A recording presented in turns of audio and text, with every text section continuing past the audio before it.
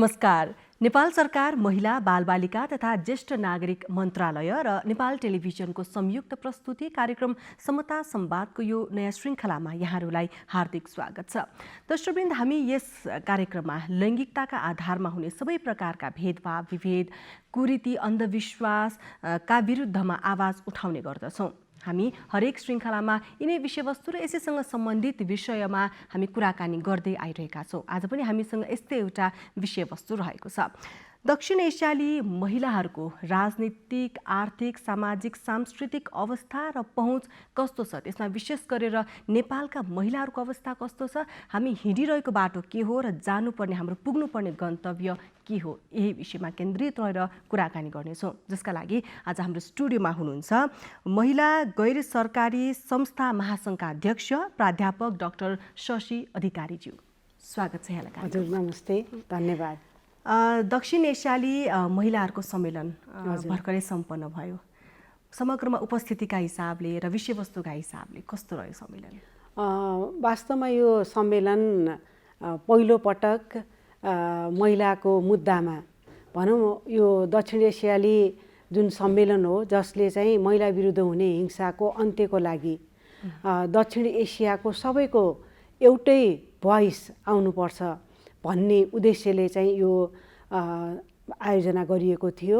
र यो सम्मेलनमा चाहिँ दक्षिण एसियाका सबै मुलुक जसमा चाहिँ इन्डिया, पाकिस्तान, बङ्गलादेश, श्रीलङ्का, त्यस्तै गरेर भुटान, मालदिप्स र भुटानबाट आउन सक्नु भएन र अफगानिस्तानबाट चाहिँ हाम्रो भर्चुअली रूपमा चाहिँ जोडिनु भयो र नेपाल पनि रह्यो र सबैले महिलाको मुद्दामा सामाजिक, आर्थिक, होइन, राजनीतिक सहभागिताको कुरामा पनि हाम्रो छलफल भयो र महिलामाथि हुने हिंसा सदियौँदेखि भइरहेको छ र आज यो 21औं शताब्दीको हामी हिँडिराख्दाखेरिको अवस्थामा पनि त्यो हिंसालाई अन्त्य गर्न सकिएको छैन र यसको लागि राष्ट्रिय तथा अन्तर्राष्ट्रिय संयन्त्रहरू पनि छन् र त्यो अनुसारको कानुनहरू पनि निर्माण भएका छन् र त्यो निर्माण भएका कानुनहरू र अन्तर्राष्ट्रिय संयन्त्रहरूले पनि त्यसलाई अझै राम्रोसँग सम्बोधन गर्न सकेन।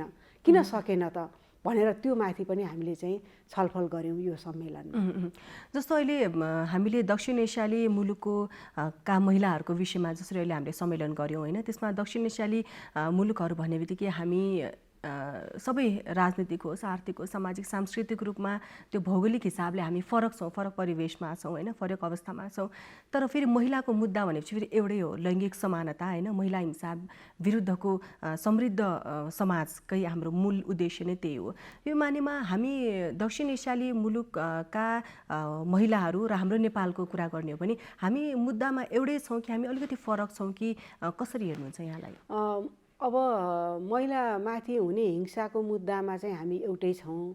अहिले राजनीतिक रूपमा सहभागिताको कुरा गर्ने हो भने नेपालमा चाहिँ दक्षिण एसियामा नै एकदमै अग्रपन्थीमा रहेको छ होइन।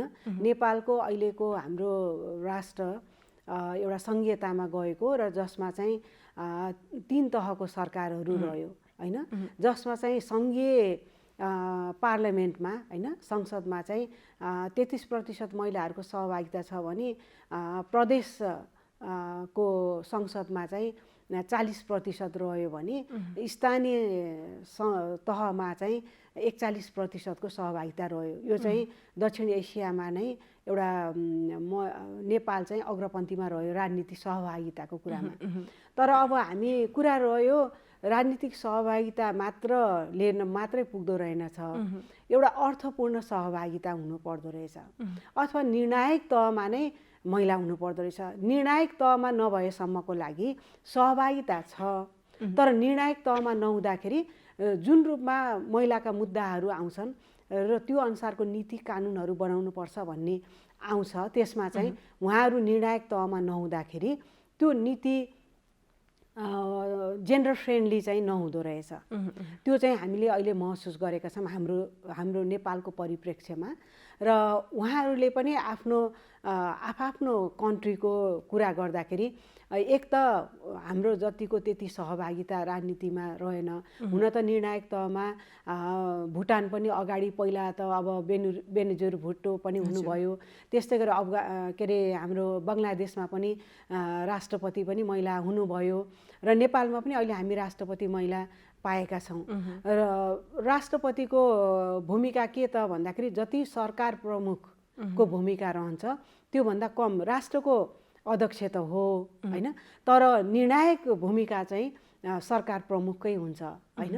र त्यस्तै गरेर हरेक संसदकै कुरा गर्दाखेरि संसदमा कुनै पनि कानुनहरू पारित गर्नको लागि त्यहाँ समितिहरू बनेका हुन्छन्, विशेष समितिहरू हुन्छन् र त्यो विशेष समितिको अध्यक्ष चाहिँ पुरुषहरूकै बाहुल्यता रहेको छ र एक दुईवटा समितिमा मात्रै महिलाहरू रहनु भएको छ, जसको कारणले गर्दाखेरि त्यो विधेयकलाई त्यो जुन पेश भएका विधेयकहरूमाथि छलफल गर्दाखेरि र त्यसमा के कुराहरू राखिनुपर्छ, जस्तो हामी एउटा नागरिक समाजको रूपमा हामीले भूमिका निर्वाह गरिरहेका छौँ र यसमा पनि कतिपय विधेयकहरू जस्तो भनौँ हामी रुल अफ ल गुड गभर्नेन्सको कुरा गर्दाखेरि रुल अफ ल र गुड गभर्नेन्सको पालना गर्ने हो भने त्यहाँ चाहिँ पारदर्शिताको कुरा आउँछ हैन।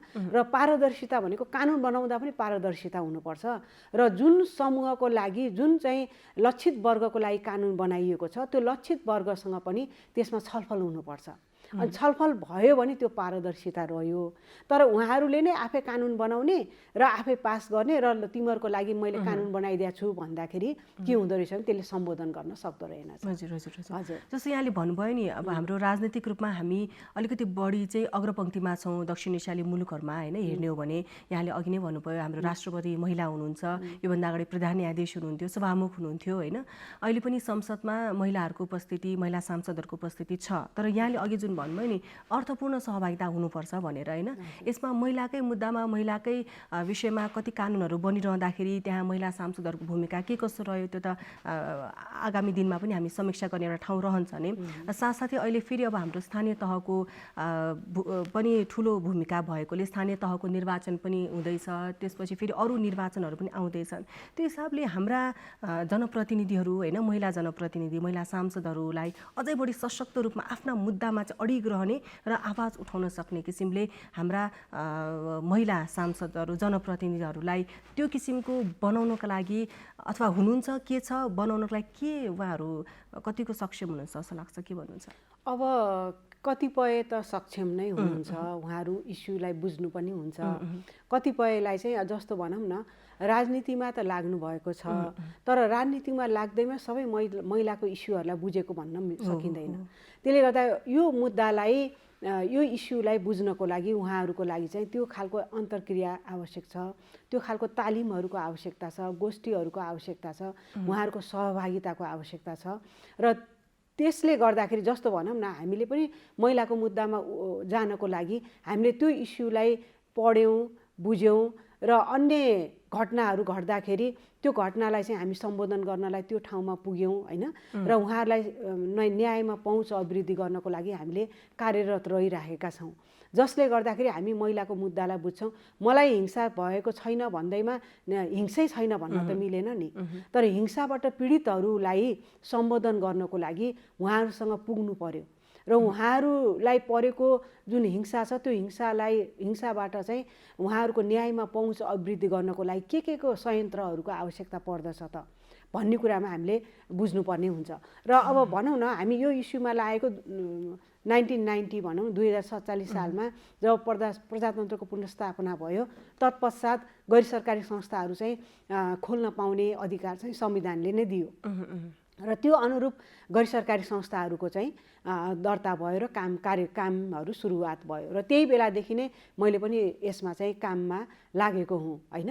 र यसमा लाग्दाखेरि सुरुमा त महिला मैत्री कानुनहरू थिएनन् र 47 सालको संविधानले यदि संविधानसँग बाजिएको कानुनहरू छ भने त्यो बाजिएको हदसम्म अमान्य र बदर घोषित हुनेछ भनेको कारणले गर्दा र यदि लैङ्गिक समानताको कुरा चाहिँ संविधानमा नै व्यवस्था गरेको छ, लिङ्गको आधारमा विभेद गर्न पाइने छैन भन्ने व्यवस्था भएकै कारणले गर्दाखेरि चाहिँ यो कानुनहरू चाहिँ लिङ्गको आधारमा विभेद छ है। त्यसकारण त्यो विभेदपूर्ण कानुनहरू चाहिँ अमान्य र बदर घोषित हुन्छ र लैङ्गिक मैत्री कानुन बनाउनु पर्छ भन्दै पब्लिक इन्ट्रेस्ट लिटिगेसन होइन भनेर सर्वोच्च अदालतमा रिट दायर गरिसकेपछि त्यो रिटको आधारबाट सर्वोच्च अदालतले सरकारको नाममा आदेशहरू जारी गर्यो र यो लैङ्गिक विभेदकारी कानुनहरूलाई चाहिँ बदर घोषित गरिन्छ र लैङ्गिक मैत्री कानुनहरू चाहिँ निर्माण गर्नु भनेर भनेपछि लैङ्गिक मैत्री कानुनहरू आए। र भन्नुहोस् न छाउपडीकै कुरा गर्दाखेरि बोक्सीकै कारणबाट चाहिँ विभिन्न हिंसाहरू भइरहेछ, त्यसको कानुन बनाउनु पर्छ भनेपछि कानुन आयो र छाउपडी प्रथालाई उन्मूलन गर्नको लागि कानुन बनाऊ, किनकि त्यो सामाजिक कुरीतिहरू हुन्, कानुन छैन। त्यहाँ इन्टरभेन्सन गर्नलाई प्रहरीमा उजुरी जान्छ, इन्टरभेन्सन गर्न जान्छ, कानुनको अभावले गर्दा कारबाही अगाडि बढ्दैन। त्यसमा कानुन बनाउनु पर्छ भनेको कारणले कानुन बन्यो। घरेलु हिंसा सम्बन्धी कानुन थिएन र घरेलु हिंसा दिनानुदिन बढिरहेको छ। उजुरी गर्न प्रहरीमा गयो, प्रहरीमा गइसकेपछि दुवै पक्षलाई बोलाउँछ र श्रीमान श्रीमतीको अथवा परिवारको झगडा हो, तपाईँहरू मेलमिलाप गरेर जानुहोस् भनेर पठाइदिन्छ। कानुनको अभाव छ होइन। त्यो कारणले गर्दा घरेलु हिंसा कसुर तथा सजाय ऐन पनि आवश्यक छ है भनेर रिट गइसकेपछि सरकारले सरकारको नाममा जुन सर्वोच्च अदालतले आदेश गर्यो त्यस पछाडि 66 सालमा त्यो ऐन पनि आयो र यसरी चाहिँ कानुन चाहिन्छ, आवश्यक छ भन्दै जाने र सर्वोच्चले आदेश गर्ने अनि मात्रै सरकारले चाहिँ त्यो विषयप्रति ध्यान आकर्षण गर्ने कानुन बनाइदिने र कानुनको थाक बनिसक्यो तर कार्यान्वयन चाहिँ छैन होइन। इफेक्टिभ इम्प्लिमेन्टेसन चाहिँ छैन, कानुनको प्रभावकारी कार्यान्वयन नै भएको छैन। यसैमा जोड्न खोजेको जस्तो यहाँले पनि भन्यो नि भएका कानुनको कार्यान्वयनमै चुनौती छ होइन। अहिले त फेरि अब समाज यति धेरै परिवर्तन भइसक्यो होइन। अब हामी विश्वका अन्य मुलुक हेर्ने हो भने धेरै अब दक्षिण एसियाली मुलुकहरू नै हेर्ने हो भने पनि समाज यति धेरै परिवर्तन भइसक्यो, आम जनताका चाहनाहरू यति धेरै समृद्ध भएर आइसकेका छन् कि हाम्रोमा चाहिँ भएका कानुनको कार्यान्वयनको चुनौती आफ्नो ठाउँमा छ।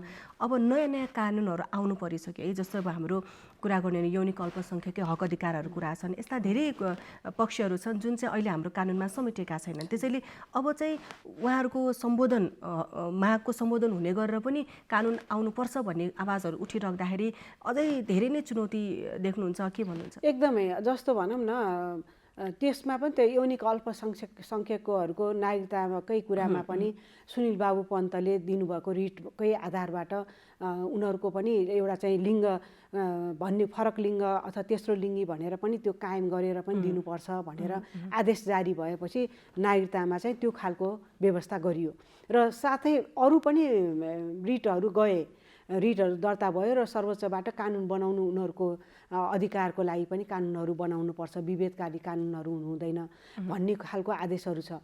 तर पनि अझै त्यो कानुनहरू निर्माण हुन सकेको छैन।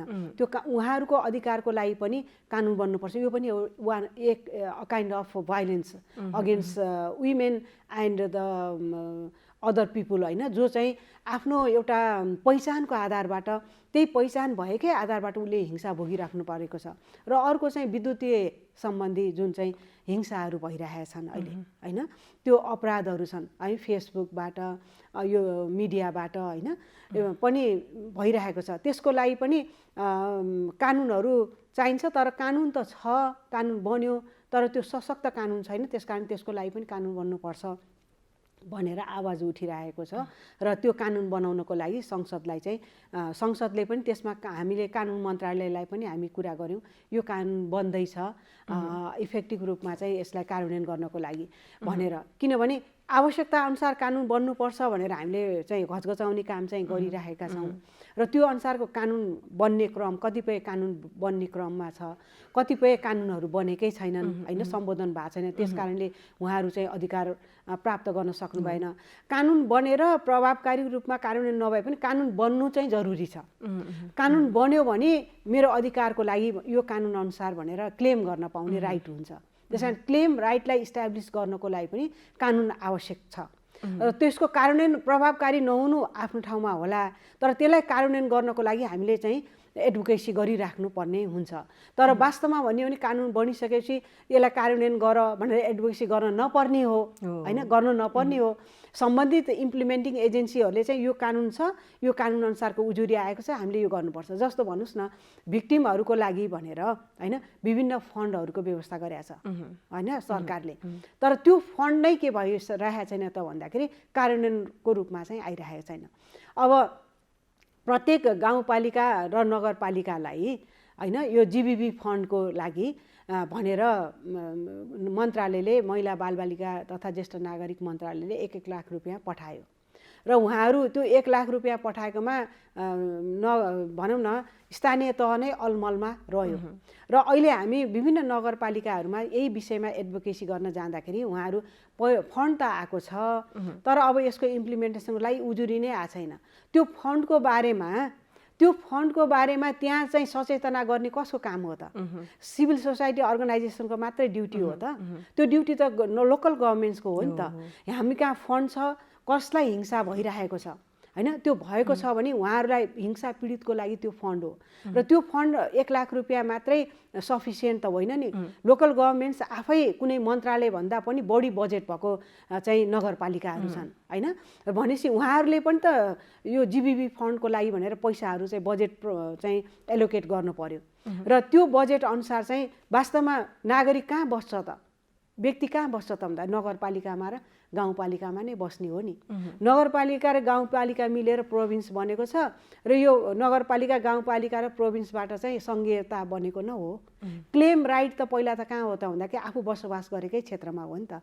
त्यो भएको हुनाले एक्सेस टु फन्ड उनीहरूको इजी एक्सेस होस् भन्नको लागि त्यो फन्ड चाहिँ लोकल गभर्मेन्ट्समै हुनुपर्छ भन्ने कुराहरू भएर आयो। तर त्यसको इम्प्लिमेन्टेसन उहाँहरूको कार्यकाल सकिन लाग्यो। यो यहाँले भन्नुभयो नि कार्यान्वयनमा एकदमै धेरै समस्या छ भनेर, यहाँले भन्नुभयो बजेट पुगेको छ हैन, त्यो संयन्त्र बनाउनुपर्छ भनिएको छ, तर यसरी उजुरी आएको छैन, हामी अब कसरी काम गर्ने भन्ने कुरा हुँदाखेरि चाहिँ त्यो कतै न कतै त्यो मानसिकतासँगै जोडिन्छ हैन। यो चाहिँ महिलाहरूको लागि चाहिँ किन यो आवश्यक छ र यो महिलाहरू पनि चाहिँ व्यक्ति हो र भन्ने जुन त्यो पहिलादेखि आइरहेको यो पितृसत्तात्मक सोच हैन, यो मानसिकता यो त्यसैकै असर जस्तो पनि लाग्छ हैन। भनेपछि यहाँनिर फेरि पनि हामी यो दक्षिण एसियाली महिलाहरूको हाम्रो सम्मेलन भर्खरै सम्पन्न भएको र त्यहाँ पनि धेरै कुराहरू योसँग सम्बन्धित भएकोले यो जसरी हामी नेपालमा आर्थिक सशक्तिकरण महिलाहरूको हामी कुरा गरिरहेका छौँ र यो सामाजिक संरचनामा परिवर्तन, सोचमा परिवर्तन हुनुपर्दछ भन्ने कुराहरू उठिराख्दाखेरि त्यहाँको तुलनामा र यहाँ नेपालको तुलनामा हामी यो मानेमा चाहिँ कहाँ छौँ र अब हामी कहाँ जानुपर्छ, कतिको गाह्रो छ जस्तो लाग्छ यो सोच परिवर्तन? हाम्रो अहिलेको यो सम्मेलनले पनि के ल्यायो त भन्दाखेरि महिलाहरू आर्थिक रूपले हैन राजनीतिकमा सहभागिता भए पनि निर्णायक तहमा छैन हैन, आर्थिक रूपमा पनि उनीहरू विपन्न छन् हैन, सामाजिक रूपबाट उनीहरू सधैँभरि उनीहरूमाथि हिंसा भइरहेको छ। त्यो कारणले गर्दाखेरि उनीहरूको आर्थिक सशक्तिकरणको लागि पनि सरकारले त्यस्ता खालका कार्यक्रमहरू ल्याउनुपर्छ र राजनीतिकमा सहभागिता हुनको लागि चाहिँ निर्णायक तहमा नै महिलाहरूको सहभागिता हुन जरुरी छ र आर्थिक रूपले समृद्ध बनाउनको लागि, उनीहरूलाई सशक्त बनाउनको लागि चाहिँ महिलाहरूलाई चाहिँ विशेष खालका कार्यक्रमहरू चाहिँ सञ्चालन गर्नुपर्छ भन्ने कुराहरू चाहिँ हाम्रो अहिलेको यो सम्मेलनबाट आएको छ। र सबैभन्दा मुख्य कुरा के रहेछ त भन्दाखेरि महिलामाथि हुने हिंसाकै कुरालाई चाहिँ मोनिटरिङ मेकानिजम अनुगमन चाहिँ चाहिँदो रहेछ। अनुगमन के गर्ने भने कानुन बनाउने जस्तो अन्तर्राष्ट्रिय महासन्धिहरू छन् हैन, महिला विरुद्ध हुने सबै प्रकारका हिंसाहरू उन्मूलन गर्नको लागि चाहिँ भेदभावहरूलाई उन्मूलन गर्नको लागि चाहिँ सिड छ हैन। त्यो सिडको हामी एउटा पार्टी स्टेटको रूपमा चाहिँ नेपाल पनि छौँ र दक्षिण एसियाका मुलुकहरू सबै एउटा चाहिँ पार्टी स्टेटको रूपमा रहेको छ र अब त्यही कुरालाई चाहिँ त्यहाँ अन्तर्राष्ट्रिय रूपमा त्यो मेकानिजम आयो, नेपाल पनि छ र सबै देशहरूले त्यसलाई हस्ताक्षर पनि गरे र त्यो सिडको अनुसार चाहिँ कार्यान्वयन गर्ने भनेर प्रतिबद्धता पनि जाहेर गरे, तर कार्यान्वयन हुन सकेन। र त्यो कार्यान्वयन किन हुन सकेन भनेर त्यसको चाहिँ अनुगमन मूल्याङ्कन गर्ने संयन्त्र भएन। त्यसकारणले अनुगमन मूल्याङ्कन गर्ने संयन्त्र राष्ट्रिय स्तरमा हुनु पर्यो होइन हाम्रो एउटा केन्द्रीय स्तरमा पनि अनुगमन मूल्याङ्कन गर्ने चाहिँ रहनु पर्यो र त्यस्तै गरेर हाम्रो प्रोभिन्स लेभलमा पनि हुनु पर्यो र स्थानीय तहमा पनि अनुगमन मूल्याङ्कन गर्ने हुनु पर्यो। जबसम्म अनुगमन मूल्याङ्कन हुन सक्दैन तबसम्म त्यो कार्यान्वयन कहाँ पुगेको छ भन्ने कुराको चाहिँ लेखाजोखा गर्न सकिँदैन। एउटा त्यो कुरा यो स्थानीय तहमै मलाई एउटा याद आएको, जस्तो महिलाको लागि जुन बजेट छुट्याइन्छ त्यो चाहिँ बाटोको लागि धाराको लागि खर्च गर्ने, अनि यो महिलाको लागि बजेट हो, महिलाको विकासका लागि सशक्तिकरणलाई यो किन यो कार्यक्रम भएन भन्दाखेरि यो महिला हिँड्ने बाटो त हो नि, महिलाले प्रयोग गर्ने धारा त हो नि भनेर त्यो सोच त्यो मानसिकता अझै पनि कति स्थानीय तहमा छ। एकदमै त्यही सोचको कारणले गर्दाखेरि आएको बजेटहरूलाई पनि सही मानेमा कार्यान्वयन हुन सकेको अवस्था देखिँदैन। र आर्थिक सशक्तिकरणको लागि भनेर स्थानीय तहमा बजेट छ, तर आर्थिक सशक्तिकरणको नाममा कार्यक्रमहरू चाहिँ यस्तै उस्तै कार्यक्रम गरेर सकाइदिने, उनीहरूलाई सशक्त बनाउनको लागि उनीहरूलाई बिउ पुँजी दिने, एउटा चाहिँ उनीहरूलाई चाहिँ उद्यमी बनाउने त्यतातिर लाग्यो भनेदेखि पक्कै पनि महिलाहरू चाहिँ आर्थिक रूपले चाहिँ आत्मनिर्भर हुन सक्छन्। यसले त महिलाको विषयमा संवेदनशील अझै पनि छैन राज्य भन्ने छैन एकदम संवेदनशील छैन। अर्को कुरा एउटा त मोनिटरिङ मेकानिजम हुनुपर्छ होइन, अनुगमन र मूल्याङ्कन गर्ने एउटा चाहिँ संयन्त्रको विकास हुनुपर्छ। अर्को कुरा सङ्घीय स्तरदेखि स्थानीय स्तरसम्म चाहिँ उहाँ जो चाहिँ इम्प्लिमेन्टिङ एजेन्सीमा बस्नु भएको छ अथवा सरकारमा बस्नुभएका छ अथवा सांसदको रूपमा बस्नुभएको छ उहाँहरूलाई चाहिँ यो सम्बन्धित तालिमहरूको आवश्यकता पनि पर्दछ। किनकि संवेदनशील हुनको लागि मान्छेको चाहिँ के हो रहेछ त भन्दाखेरि जबसम्म आफ्नो एटिट्युडमा नै चेन्ज हुँदैन, मानसिकतामा नै परिवर्तन हुन सक्दैन, उसले कार्यान्वयन गर्न सक्दैन। त्यस कारण सुरुमा उहाँहरूको मानसिकतामा नै परिवर्तन लिएर आउनको लागि त्यो विषयवस्तुमा चाहिँ एकदमै छलफल हुन जरुरी छ र त्यो छलफल भयो भने मात्रै उहाँहरूलाई रियलाइजेसन हुनसक्छ। प्रायः जस्तो के हुँदो रहेछ त भन्दाखेरि त्यो घटना फलानुलाई भयो उहाँहरूलाई त्यसको मतलब छैन, तर त्यो घटना भनेको एउटा प्रतिनिधि पात्र मात्रै हो, धेरैलाई भइरहेको छ र यो घटनालाई सम्बोधन गर्नलाई म पदमा छु, मैले के गर्नुपर्छ, मैले कस्ता खालका कार्यक्रमहरू लिएर आउनुपर्छ भन्ने कुराको बारेमा सोचेर र उहाँहरूलाई नै जो चाहिँ हिंसाबाट पीडित भएका छन्, सर्भाइभरहरू छन्, उहाँहरूलाई नै लक्षित गरेर यदि कार्यक्रम लिएर आउने भने पहिलो उहाँहरूको आर्थिक सशक्तिकरणको कार्यक्रम ल्याउनुपर्छ एकदमै। अनि मात्रै उहाँहरू चाहिँ हिंसा पीडित भयो ल यति चाहिँ उहाँहरूलाई चाहिँ क्षतिपूर्ति दिने द्याट्स इट भन्यो भने कहिले पनि हुन सक्दैन। अब उसको आर्थिक जबसम्म मान्छेलाई के रहेछ भने आर्थिक सशक्तिकरण भयो भने ऊ राजनीतिमा पनि अगाडि बढ्न सक्दो रहेछ, हरेक क्षेत्रमा अगाडि बढ्न सक्दो रहेछ। र अहिले हिंसामा चाहिँ पीडित भएका अधिकांश भनौँ 80% चाहिँ मार्जिनलाइज ग्रुपहरू छन् होइन, जो चाहिँ एकदमै चाहिँ दलित होइन, जनजाति पिछडिएको वर्गहरू र क्षेत्रमा बसोबास गर्ने चाहिँ बालिकाहरू चाहिँ पीडित भएको अवस्थाहरू छन्। हस्, धन्यवाद कार्यक्रममा आइदिनु भयो, यति महत्त्वपूर्ण कुराहरू राखिदिनु भयो। हस्, धन्यवाद मलाई पनि बोलाएर केही कुराहरू भन्ने अवसर दिनुभएकोमा नेपाल टेलिभिजन र समता संवाद कार्यक्रमप्रति पनि म हार्दिक आभार प्रकट गर्न चाहन्छु। हस्, धन्यवाद। दर्शकवृन्द, हामी कार्यक्रम समता संवादमा छौँ, तर आजका लागि कार्यक्रमको समय सकिसकेको छ। यस्तै विषयवस्तुहरू अरू धेरै छन्, हामी अरू श्रृङ्खलामा राख्ने नै छौँ, तर आजका लागि समय सकिसकेपछि हामी बिदा माग्नुपर्ने भइसकेको छ। तपाईँहरू नेपाल टेलिभिजन हेर्दै गर्नुहोला। नमस्कार।